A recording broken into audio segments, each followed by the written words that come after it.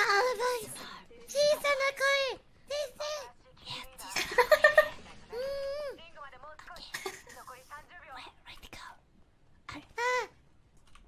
ASMR ホラ。やばい、すいませんでした。大丈夫？いや、絶対誤報だ。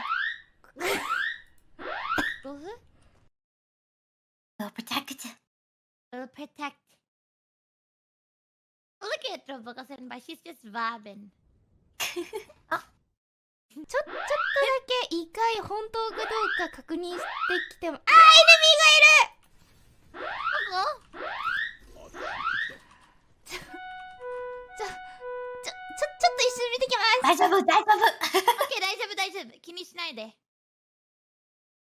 Maybe he's friendly. Enemy is friendly? Oh, that was a fire alert? We don't know if it's a fire alert or an earthquake alert. They said. Oh no, I'm getting worried.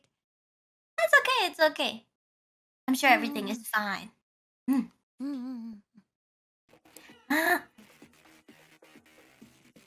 So noisy. 雨による誤報です。About Roboco Senpai, she's okay. It's just there's a lot of noise right now. So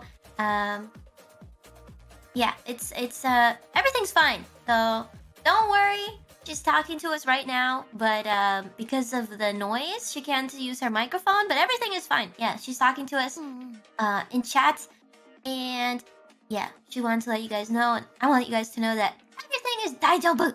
It's just a lot of noise. Yeah.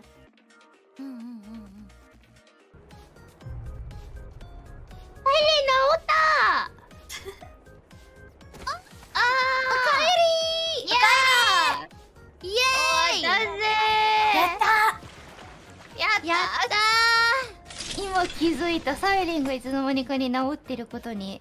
よかった。I'll be back. Thank you.